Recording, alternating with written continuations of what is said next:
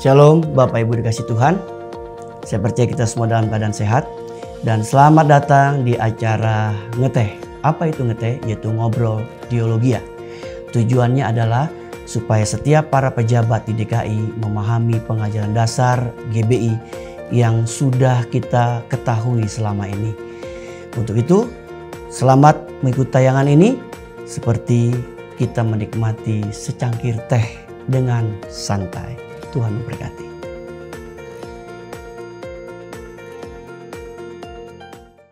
Ya, lanjut Pak. Bapak Ibu sekalian, terima kasih yang sudah memberikan pertanyaan dan mungkin sudah dapat jawabannya ya mengenai hal-hal yang sudah disampaikan sebelumnya ya. Yang pastinya izinkan saya untuk mereka kembali masih bersama Andi Otniel dan juga bersama Pak Petrus, Pak Ratomo dan juga Pak Bun. Dan diperlukan yang namanya keterlibatan emosional, spiritual dan juga tidak hanya khidmat secara manusia tapi juga sungguh-sungguh menyadari bahwa saya sudah diperbaharui dan yang baru sudah datang. Nah, apakah keselamatan itu bisa hilang? Menarik nih. Ya kan? Karena kan Pak Petrus tadi kan sempat mau jawab tuh. Habis itu kayak saya tahan dulu. Nah, sekarang monggo Pak Petrus. Ya. Apakah keselamatan itu bisa hilang? Ya. Sebetulnya masalah keselamatan ini bukan bisa hilang, bisa batalnya gitu ya. Ya. Karena menariknya yang pertama ketika manusia selamat, dia akan tetap akan selamat terhadap keselamatan itu kan. Tapi yang kedua, ada satu juga ayat mengatakan bahwa kalau kita mendukakan Roh Kudus, maka keselamatan kita itu bisa hilang atau bisa batal. Nah, ini penjelasan begini kan menarik kan? Nah, menarik ini kamu ini lempar bola lagi. Gitu. Lebih dalam. Mendoakan Roh Kudus itu dalam konteks apa nih? Gitu kan? Ya kan ada turunannya apa? Mendoakan Roh Kudus apakah tidak berbahasa roh atau jelas dompet itu bisa hilang. Kalau nggak dijaga nggak hilang Pak Bu. Nah, ini beliau mungkin bisa. Iya. Nah, silakan. Sebenarnya apa sih variabelnya kalau namanya mendoakan Roh Kudus itu apa sih? Sehingga yang orang pertama bisa tadi tahu. sekali selamat kan tetap selamat. Uh-uh. Tapi di lain sisi ketika dia mendukakan Roh Kudus, keselamatannya batal atau hilang. Nah, ini kan menarik kan? Iya. Jadi keselamatan itu sebetulnya bukan soal batal nggak batalnya kan? Uh-huh. Nah, nanti beliau ini akan memberi Pak, Bapak kan sudah memulai duluan, kenapa Bapak yang jelaskan harus saya mendahului, beliau yang melanjutkan. Oke. Gimana Pak Bus? Karena lempar tangan sembunyi batu, Pak. Saya nggak pegang batu Pak Bun. Memang menariknya begitu. Kalau saya udah mengawali, maka mengakhiri beliau. Ini kalau saya ambil semua kan berarti nggak ada pemeran. bukan yang ada yang jelasin, tapi Pak Roto udah saya jelasin ya nih. Bangga Pak, silakan Pak. Iya, mendoakan Roh Kudus nih Pak. Ini kan Tapi sebelum ke Roh Kudus saya mau tertarik dengan hal tentang apa? keselamatan. Apakah istilahnya bisa hilang atau lenyap atau ada istilah lain? Atau istilah batal? Dicabut gitu, dicabut. Dicabut ya, dicabut. Rumput kalau Dicabut. Kamu nih nggak cocok, selamat saya cabut gitu. ajarnya sesuatu. yang jelas harus dipahami bahwa karya keselamatan Iya. itu sepenuhnya penuh adalah karya Tuhan kita Yesus Kristus. Amin. Perfect. Karya ini tidak akan mengulang, penebusan sempurna. Penuh, maaf saya ulangi. Penuh sepenuhnya karya Kristus. Sepenuhnya karya Kristus. Penjelasannya Pak? Ya. Jadi tidak ada sedikit pun upaya manusia yang bisa memberi andil tentang karya Kristus itu. Ya. Ya. Tetapi ketika seseorang meresponi berita keselamatan atau terima keselamatan itu tidak bisa diperhitungkan sebagai jasa. Tidak bisa. Karena bagaimanapun juga respon itu dibutuhkan. Kalau tidak, ya keselamatan itu tidak sampai kepada kita. Ya, contoh begini. Kalau handphone ini bikinan saya, ya, sudah jadi. Tapi saya kasih ke Pak Petrus. Pak Petrus bilang ketika dia terima, karena saya terima, maka saya punya jasa atas handphone ini kan. Itu kan nggak benar, ya kan? Itu jasa sebenarnya pembuatnya. Tapi ketika mau hendak supaya ini sampai ke tangan kita butuh respon. Jadi sepenuhnya karya keselamatan itu adalah karya Tuhan Yesus sepenuhnya. Yang tadi disebut tidak hanya intervensi, tapi inisiatif penuh dan karya penuh dari Tuhan kita. Dan mau nggak kita menerima itu? Betul. Kemudian setelah itu tentu setelah kita terima Tuhan Yesus, kita dilahirbarukan. Ya. Tuhan merindukan supaya kita terus bertumbuh dalam pemahaman dan pembaharuan budi, pembaharuan pikiran, hidup dan menghasilkan buah-buah yang mulia nama Tuhan. Ya. Tetapi kita kan belum pulang ke surga. Ya. Ya kan? Tapi kita akan menuju ke sana Pak. Akan Amin. bisa Nah, kan harapannya harus ke sana dong Pak. Iya, betul. Udah wajib hukumnya harus. Iya. Nah, itu sebabnya di dalam pemahaman dalam istilah teologi itu adalah Apa? kita memahami kita telah diselamatkan, sedang dan akan gitu. Maksudnya apa nih? Telah diselamatkan, sedang dan akan. Nah, kalau secara batin kan, secara roh, secara hati, ketika kita terima Yesus kita lahir baru kan. Jadi anak Allah, jadi warga kerajaan surga. Oke. Kemudian pikiran kita, mental terus diperbaharui sedang. Ya. Dan tubuh kita ini akan diselamatkan nanti ketika Tuhan datang kembali kedua kali. Ya. Dengan totalitas roh, jiwa, dan tubuh kita diselamatkan. Maka istilah telah, sedang, dan akan. Dan perlu dipahami bahwa dalam tiga fase ini, saudaraku, kita di sedang dan sedang menuju akan kan. Kita kan belum langsung, bukan langsung terima terus langsung masuk surga. Iya. Nah, di kondisi inilah orang perlu menjaga keselamatannya. Menjaga di sini artinya you harus tetap hidup menurut role yang sudah Tuhan berikan kepadamu, tetap dalam Kristus. Seperti apa Pak menjaga? Tetap dalam firman-Nya. Tetap memiliki firman Tuhan sebagai iman, memiliki pembaharuan pikiran sesuai dengan firman Tuhan, tetap berperilaku sesuai dengan firman Allah. Harus jalur itu.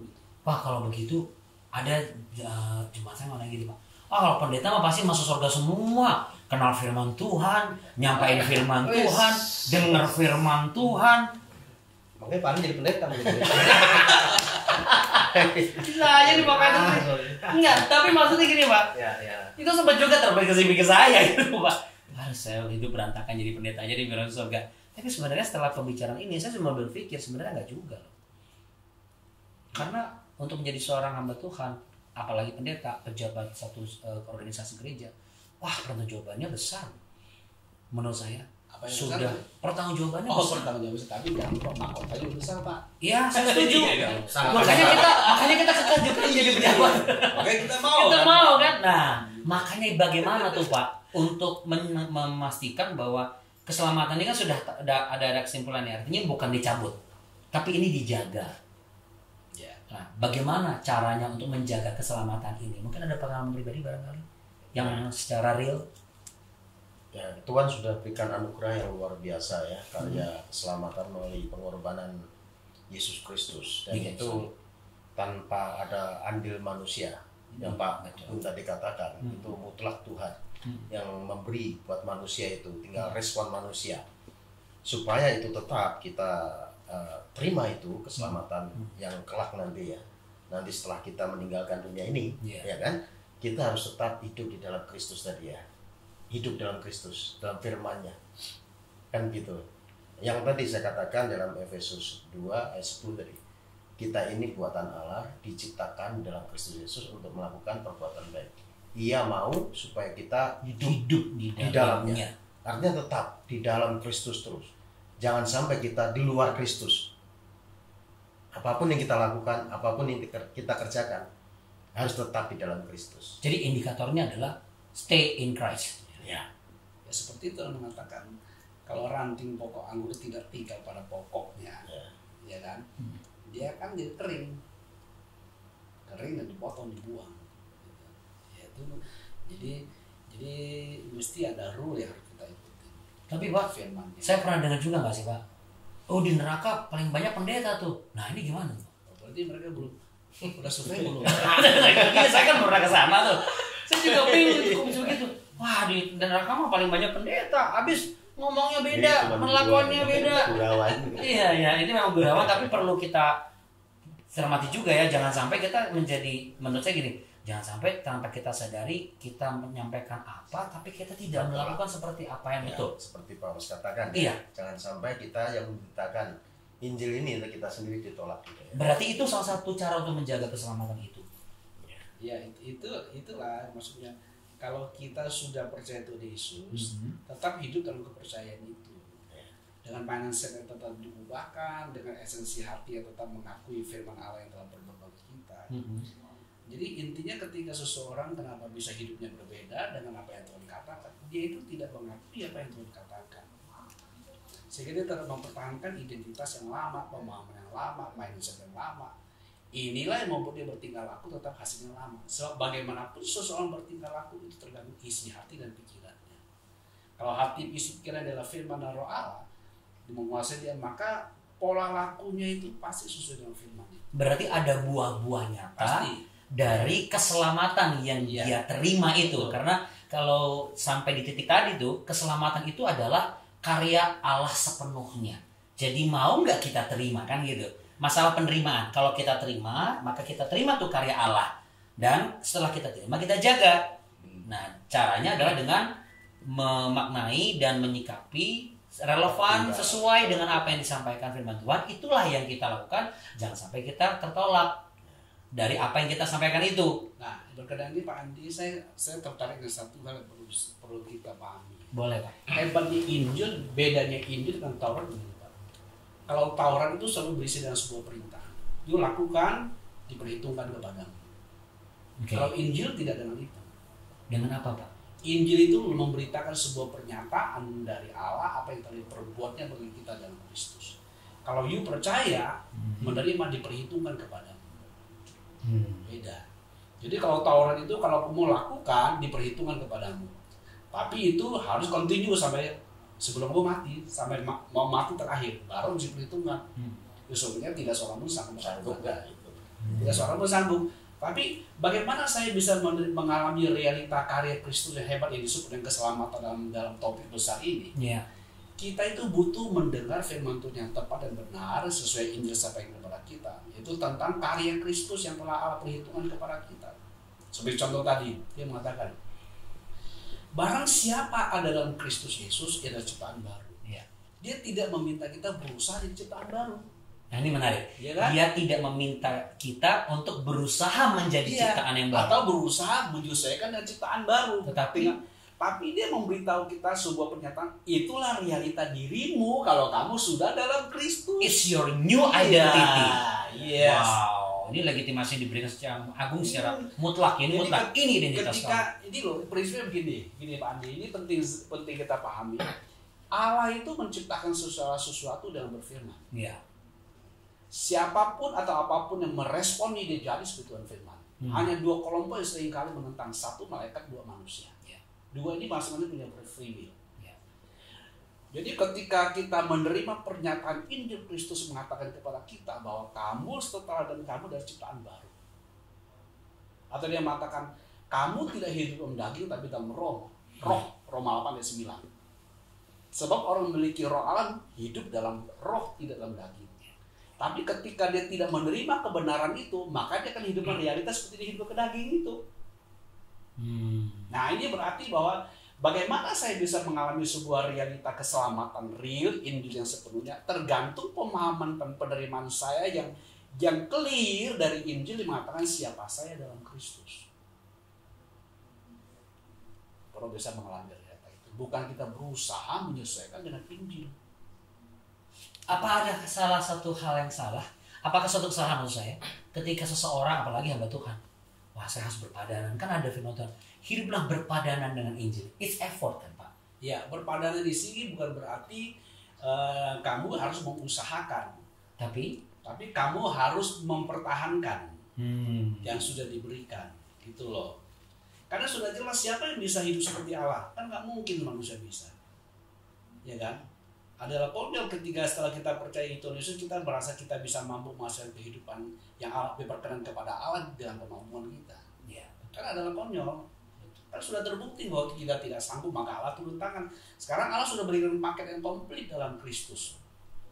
Nah, bagaimana kita mau just believe? Maka kita mengatakan orang benar hidup oleh karena iman, bukan oleh karena perbuatan. Kenapa bukan oleh karena perbuatan? Karena apa yang kamu perlu capai dari perbuatanmu sudah Kristus selesaikan bagi kita. Jadi perbuatan kita tidak bisa menambah apa-apa. Namun perbuatan kita pun harus dapat dipertanggungjawabkan berdasarkan iman kita dalam Kristus. Perbuatan kita itu sebenarnya sudah perbuatan iman. Iman nanti yang menghasilkan sebuah realita.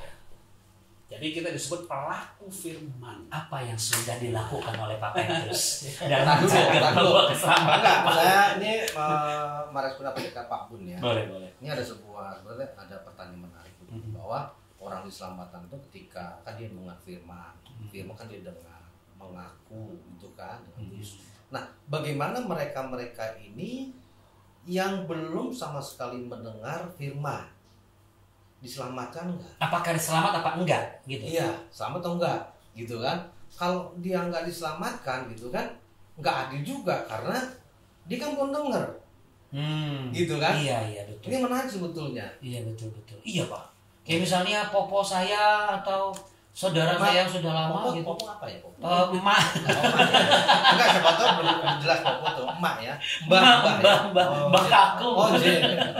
Yang putri. Nah, gimana tuh? Katakanlah baru saja mengenal Kristus. Saya percaya Yesus. Tiba-tiba sudah dipanggil oleh Tuhan. Apakah itu akan menjadi satu salah satu hal yang bisa diperhitungkan untuk menjadi masuk ke dalam keselamatan, atau Dia terima Tuhan Yesus maksudnya sebelum meninggal. Baru terima, belum ke gereja, belum sempat baca Alkitab, belum dibaptis. belum dibaptis. Ya selamat dia. Selamat. Sejak ketika dia dengan mengakui dengan mulutnya Yesus adalah Tuhannya, artinya dia mengakui korban Kristus yang menghapus dosa dan pelanggarannya. Iya. Lalu dia percaya dengan hatinya, tentu dia bisa percaya kan ada orang pasti memberitakan Betul. dalam bentuk mungkin singkat, Yesuslah Tuhan, dialah satu juru selamat, dialah menanggung dosa kita, dia bisa bawa kita ke surga. Nah ketika orang mendengar diberi respon, dia terima Tuhan Yesus, dia selamat. Bagaimana kemudian nanti dia akan masuk, itu urusan itu lain lagi persoalannya. Iya. Persoalan lain lagi. Urusan Masalahnya Pak Bun, urusan bukan besar ya. itu. Masalahnya pertanyaan saya itu Orang yang dia belum mendengar nama Yesus. Bahkan mungkin pertanyaan kedua, ada yang pertama. Pertanyaan kedua akan meneliti gini, apakah ada keselamatan di luar Yesus? Kan menarik juga tuh. Oh iya. Iya kan? Betul. Pak, apalagi orang-orang baik. Bukan baik lagi. Kita mungkin bangunin rumah ibadah, menolong orang miskin. Ya, apakah iya betul Pak. Apakah ada keselamatan dulu? Kalau kita juga minum juga Pak. Yang nggak minum silakan jawab. Mari kita ngetek. Yang nanya mungkin jawab kan? Bapak itu bisa aja. Kalau tahu barangkali silakan Pak. Ya. Apakah ada keselamatan di luar Yesus? Di luar Yesus tidak ada keselamatan. Ya, karena keselamatan hanya di dalam Yesus. Karena Kisah Rasul 4 ayat 12 katakan bahwa di bawah kolong langit ini tidak ada nama yang diberikan manusia sehingga manusia bisa memperoleh keselamatan hanya melalui nama Yesus. Lalu Yohanes 14 ayat 6, Yesus sendiri katakan bahwa akulah jalan dan kebenaran dan hidup. Tidak ada seorang pun datang kepada Bapa kalau tidak melalui aku. Jadi mutlak. Jalannya hanya melalui Yesus. Dia kan belum dengar gitu loh. Ya. Nggak selamat. Iya. Nggak adil dong. Ya. Karena gini, firman Tuhan katakan bagaimana mereka bisa percaya kalau tidak ada yang memberitakannya. Bagaimana mereka akan memberitakannya kan kalau tidak ada yang diutus, kan begitu ya. Dan Injil harus diperdengarkan supaya apa? Ke seluruh dunia, supaya orang bisa menerima keselamatan. Yang tidak mendengar berita Injil bagaimana? Ya ini memang pertanyaan yang itu saya tanya tadi. Itu saya tanya. Enggak, kalau menurut saya ini bukan pertanyaan, itu PR besar buat kita Pak. Bukan pertanyaan ini PR besar buat kita Pak. Hak prerogatif. Bagaimana caranya kita untuk memastikan betul itu hak prerogatif Tuhan. Tapi yang menjadi ganjalan di hati kan gini juga Pak. Gini bentar Pak. Ini yang nggak denger nih. Kenapa? Yang denger aja itu kan bisa keselamatannya kan bisa beda. Ya bisa batal kalau tadi yang Pak Bun bilang kan sekarang tidak terjaga gitu kan. Iya. Apalagi nggak denger. Kalau nggak denger masa nggak selamat? Nggak ada, dia nggak denger gitu kan bisa komplain. Tuhan saya belum pernah denger. Jadi Pak Petrus. Yang dengar saja Ya, bisa ini, tidak oke, selamat. oke. Apalagi nggak Tidak dengar. Kalau selamat iya, kalau selamat belum tentu. Tidak dengar Ya. karena tidak ada yang memperdengarkan, tetapi Tuhan juga bisa menyatakan diri kepada orang yang belum sama sekali mendengar berita keselamatan. Caranya Tuhan menyatakan dirinya ya, menjumpai orang itu bisa karena dia Tuhan yang Maha Adil. Mohon maaf. Seperti Apakah itu. Pak Ratomo pernah mengalami hal tersebut? udah penglihatan. Soalnya saya pernah mengalami seperti itu. Ini menarik sekali. Jadi kita Saya nggak bisa membatasi kuasa Tuhan. Betul. Seperti Artinya itu. ada orang-orang yang dipilih Tuhan, bukan kamu yang memilih aku, Gitu. tapi aku yang memilih kamu. Menarik Pak Bun, menarik nih Pak Bun. Pak Bun menarik nih. Iya loh. Ini konteksnya Karena begini. kalau kita bicara hak prerogatif Tuhan, kita Iya. nggak bisa kayak orang dari direktur, mana nih kita bisa berprotes Pak, mana saya nggak dapat kok dia dapat. Pasti ada penilaian tersendiri kan. Tapi jangan mengatakan itu hak prerogatif. Yang lebih tepat apa Pak? Karena dia itu mengasihi seluruh manusia. Oke. Oh ya, yang harus 316 tadi ya. Jadi jangan lagi mau punya pemahaman bahwa itu suka-sukanya Tuhan. Tuhan sudah tapi menyatakan ada lagunya. Tuhan sudah menyatakan Saya pernah dengar, saya kehendaknya. nggak tahu ya. Ya, tapi tapi kan Pak itu bukan hak prerogatif. Bukan, Kan itu kayak lagu, gitu, Pak. lagu. Ini Iya, kan maksudnya. Iya, itu beda. Itu is a joke ya. Kembali ke Pahami, jangan sampai Iya, kita iya. mengenakan sesuatu kepada Tuhan yang sebenarnya Tuhan tidak pakai gitu loh. Iya. Hak prerogatif itu maksudnya apa tuh? Tuhan itu terikat dengan dirinya sendiri, dia menyatakan kehendaknya kepada kita. Injil itu adalah kehendak Allah itu sendiri yang menyatakan. Jadi janganlah sampai kita berpikir bahwa yang A selamat, yang B tidak selamat karena Tuhan yang punya hak prerogatif. Jadi lebih baik jikalau ada pertanyaan seperti tadi, apa yang harus disampaikan sebagai pejabat, sebagai hamba Tuhan? Kita sebenarnya kita lah yang harus penuhi panggilan itu untuk memberitakan kabar baik. Amal Agung, Agar ya. kita menjadi surat terbuka bagi banyak orang dan Terus yang mereka kedua, encourage ya. berkenan dengan kepingin tahuan orang tentang orang-orang yang belum mendengar Injil tapi mati, dia selamat atau tidak, adil atau tidak Tuhan itu gitu. Itu sebenarnya hanya kepingin tahuan pikiran manusia aja ya, coba diurai-urai yang akhirnya menimbulkan pertanyaan tidak pernah kelar-kelar gitu. Kalau buat saya itu simple sebenarnya. Pahamilah Alkitab mengatakan tidak ada seorang pun yang baik di muka bumi ini. Seorang pun tidak. Semua orang telah berbuat dosa, telah kehilangan Kemuliaan. Dan upah dosa adalah Maut. maut. Ya. Manusia itu sudah binasa. Dia mau dengarkah atau tidak dengar? Kalau dengar saja tidak terima pasti sudah nggak selamat. Apalagi kagak dengar gitu. Jadi janganlah menghilangkan yang mayor itu dengan minor. Seolah kalau dia tidak dengar Injil itu ada peluang buat dia selamat. Kondisinya memang tidak selamat. Nah kalau kita mau lebih jauh lagi, kalau itu gimana Pak Bun? Jadi hakimnya perbuatan. Oke, hakimnya perbuatan. Kira-kira lolos ya tidak hakimnya perbuatan? Enggak kan lolos. Karena masih ada benih dosanya ya. Iya kan? Iya, karena ada benih dosanya. Lolos, Karena ya. siapapun lahir kan pasti benih dosa kan. Ya kita mau minta keadilan kan? Kalau minta keadilan, oke lah. Sekarang kita itu main-main kita pikiran kita ya. Oke, dia nggak pernah dengar. Oke, karena Tuhan pakai apa ukurannya? Oke, nggak usah pakai ukuran terima Tuhan Yesus kan, selalu pakai perbuatan. Ya kan? Nah, Perbuatanmu. Jadi diukur berapa kali kamu mengingat Tuhan penciptamu, bersyukur kepadanya. Ya kan? Dan banyak hal diukur. Dan dia tidak mungkin lolos, Alkitab tidak mungkin salah. Karena memang tidak ada seorang pun yang benar, seorang pun tidak. Iya.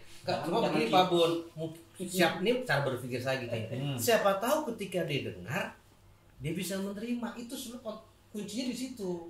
Siapa tahu ini cara berpikir saya. Iya, tapi itu tidak bisa digunakan dikenakan untuk keselamatan. Gini loh, jangan menggunakan kemahatauan Tuhan untuk menentukan penghakiman Tuhan. Tuhan tidak menghakimi berdasarkan kemahatauannya, tapi berdasarkan perbuatannya. Kalau kita hakimi contohnya ini, si A ini kan kita kalau Tuhan seandainya kasih dia hidup 10 tahun lagi dia mungkin bertobat. Enggak apa-apa, nanti perbuatan berarti diperhitungkan juga dong. Perbuatan di situ adalah responnya. bukan perbuatan baiknya. Bukan, Nah, responnya. beda. Oh, Jadi, oke. Jadi nah. jangan salah, perbuatan itu sangat Iya. pekerjaan. Itu mengatakan pekerjaan apa? Orang Israel tanya sama Tuhan Yesus, pekerjaan apa yang sudah lakukan? Itu melakukan Allah. Percayalah kepada Dia, jadi utus Allah. Percaya itu perbuatan, Pak. Action itu. Percaya itu tindakan. Jangan pikir percaya itu bukan tindakan. Tindakan hati itu, perbuatan hati. Tapi kan harus nyata, Pak. Iya, aja Untuk ucapan nyatanya. itulah. Dan ucapan deklarasi, karena dengan mulutmu kamu akan dibenarkan, dengan mulutmu kamu akan dipersalahkan. Gitu. Mulut ini. Jadi ya kalau tadi saya bilang kalau kita mengesampingkan Injil contohnya kan, orang itu dihakimi dengan perbuatannya kan. Iya. Dia perbuatannya selama hidupnya lakukan apa? Dia pasti tidak mungkin lolos. Karena Allah sudah mengatakan tidak seorang pun yang benar. Kalau dia bisa benar berarti Allahnya tidak benar. Kan nggak mungkin ya kan? Iya kan? Tapi Betul. saya menarik tadi. Jadi percaya itu respon juga menurut Pak Harto. Respon. Jadi tindakan kita meresponi apa yang Tuhan tawarkan itu, yaitu karya keselamatan di dalam Kristus Yesus Tuhan. Kan Tuhan menawarkan buat semua orang sebenarnya kan, bukan orang-orang tertentu saja. Gitu kan, karena begitu besar kasih Allah akan dunia ini sehingga Ia mengaruniakan anaknya yang tunggal. Tapi hanya setiap orang saja yang meresponi itu, yang percaya. tidak binasa. Saya percaya nggak, Mas? yang tidak binasa, yang melainkan percaya hidup kekal. memeluk hidup yang kekal. Yang tidak percaya ya binasa kan begitu. Jadi ketidaktahuan kita tidak membuat seseorang bisa memiliki ketika dia percaya. Nggak bisa. Jadi kalau boleh dikonklusi nih dari pembicaraan kita, keselamatan itu vital bagi manusia, penting sekali, sangat vital. Sehingga tidak bisa hanya perbuatan baik manusia saja, entah hanya ibadah atau membangun tempat ibadah atau berbuat amal, tapi harus ada intervensi saya gitu Pak ya. Ada agak potong sedikit. Boleh? Mungkin kalimatnya bukan tidak ada perbuatan baik saja. Itu mungkin kurang tepat. Tapi lebih Memang tepat pada perbuatan baik tidak bisa menyelamatkan. perbuatan baik tidak bisa menyelamatkan. Tidak. Untuk itu ada intervensi Allah menyatakan dirinya agar manusia melihat, percaya kepada Allah bahwa Yesus adalah juru selamat, dan manusia yang mengalami roh Allah itu meresponi itu, menerima itu yang karya Allah yang ada keselamatan, dia bisa mengaku Yesus adalah Tuhan yang juru selamat. Lalu kemudian juga harus mengalami tahapan demi tahapan, betul ya? Pembaharuan demi pembaharuan, pertumbuhan rohani, dan hari lepas hari sudah jadi hamba Tuhan, panggilan, lalu jadi apa Pak? Apa tadi Pak? Ke1P2 Pak. Panggilan, pelarian. Panggilan. Kalau pelarian pun jangan pelarian tapi berlari kepada Tuhan ya, mengarah kepada tujuan kan gitu kan pelariannya kan maksudnya kan Pak. Jadi kemudian juga menghayati keselamatan yang sudah dia terima sehingga dia bisa jaga dengan buah-buah keselamatan tadi dan buah-buah pertobatan tadi. Kira-kira seperti itu. Betul nggak Pak? Jadi kalau saya boleh membantu sedikit mengingatkan seperti Filipi 2 ayat 12, kerjakan keselamatan mudah takut dan gentar. Itu tidak berarti bahwa kita mengusahakan, artinya kalau bahasa teks aslinya itu bisa berarti tidak hanya untuk accomplish, menyelesaikan itu atau menyempurnakan, tapi adalah perlihatkan keselamatan. Allah walk in, kita mesti walk out gitu loh. Allah sudah dengan takut dan gentar artinya jangan main-main. Tuhan sudah berikan, jangan dianggap remeh gitu. Pelihara itu selama hidup sesuai, pegang percaya sama firman. Iya. Pengalaman pribadi Pak Bun sampai ke statement ini Pak. Jadi pengalaman saya adalah bagaimana kita tetap di dalam takut akan Tuhan sehingga kita tetap melihara keselamatan itu adalah miliki firman itu perbaharui. Jadi pola pikir mindset kita. Dengan cara membaca firman Tuhan. Baca firman Tuhan lalu diakui. Diakui artinya Diterima sebagai, kalau Tuhan mengatakan ciptaan baru, berarti kita harus. saya adalah ciptaan baru. Oke. Saya itu ciptaan baru. Jangan cuma kutip pernyataannya itu orang kedua. Tapi harus Orang ketiga, dipertanggungjawabkan kepada harus diri kita kita juga. gitu loh, Oke, iya. lanjutkan Pak Ratomo, dilengkapi. Selain itu apa lagi Pak? Menurut Pak Ratomo. Hidup dalam firman Tuhan, kemudian Gini, jadi ulang lagi jadinya Iya. ya. Jadi untuk menerima keselamatan kan bukan karena perbuatan baik, betul. tetapi sebagai bukti kita ini sudah di dalam Tuhan dan kita menerima keselamatan, kita harusnya bisa mengeluarkan perbuatan baik. Perbuatan baik kita bukan supaya selamat, tapi karena kita sudah selamat. Karena Allah bekerja dalam diri kita dan Roh oleh Roh Tuhan bagi kita berbuat baik. Sehingga kita bisa mengeluarkan perbuatan baik itu ya, buah roh. Baro itu. Galatia 5 ayat 22 23. Dan boro itu akan menjaga keselamatan yang sudah kita terima. Kira-kira Ya, seperti sebagai hasil dari apa yang sudah kita terima yaitu keselamatan, karena Roh Kudus termeterai dalam diri kita, sehingga Roh itulah yang mengerjakan perbuatan baik dalam diri kita, bukan karena kekuatan kita. itu. Oke. Saya ada terbesit sebelum Pak Petrus, terbesit satu kalimat di pikiran saya. Boleh Pak. Perbuatan baik apakah yang kita lakukan? Lu tahu nggak? Apa? Apa? Memberitakan Injil. Yes. Tolong lengkapi Pak Petrus berarti. Perbuatan baik itu adalah memberitakan Injil. Yes. Jadi Pak Petrus silakan dilengkapi Pak. Sebelum ditutup nih Kalau Pak. cuma Silakan, kasih Pak. cuma kasih makan orang miskin saja, itu belum tentu baik. Ya. Gimana Pak? Ya, sebetulnya udah cukup nih, tapi saya tambah saja. Jadi sebetulnya keselamatan itu anugerah Tuhan. Anugerah Tuhan. Dan kita harus jaga dengan takut dan gentar. Yes, dan jangan takut keselamatan tidak akan lenyap kecuali kita memang melepas Yesus dari dalam kehidupan kita. Sengaja menukarkan dengan kekayaan, dengan materi, ataupun kita dalam tanda kutip murtad dari jalan Tuhan. Kira seperti itu. Ya. Nah, tentunya ada banyak hal yang menjadi pertanyaan Bapak Ibu sekalian. Dan Anda bisa cantumkan melalui nomor telepon di 08 12 10 473 665. 0812 104 73665. Ngobrol teologi rupanya akan dapat sangat menarik dan sesantai menikmati secangkir teh. Dan untuk itu BPD GPD Jakarta menyediakan program ini. Silakan berikan pertanyaan seputar konteks atau topik keselamatan ini karena hamba Tuhan siap untuk menjawabnya. Betul ya Pak Bun? Akhirnya saya Adi Otniel, Saya Petrus Lugowo. Saya Raktomo. Saya Bun Bintang. kami dari Studio BPD Jakarta mengucapkan terima kasih atas atensi Bapak Ibu sekalian. Tetap semangat melayani Tuhan sampai amanat agung dipenuhi. Tuhan Yesus memberkati. Amin. Pak, ngeteh lagi Pak. Monggo, silakan. Nah, jelas Pak Ngelis Pak. Iya. Puji Tuhan, Bapak Ibu terima kasih telah mengikuti tayangan ngeteh saat ini, Ngobrol Teologia. Dan ikuti terus tayangan ini setiap minggunya. Tuhan Yesus memberkati.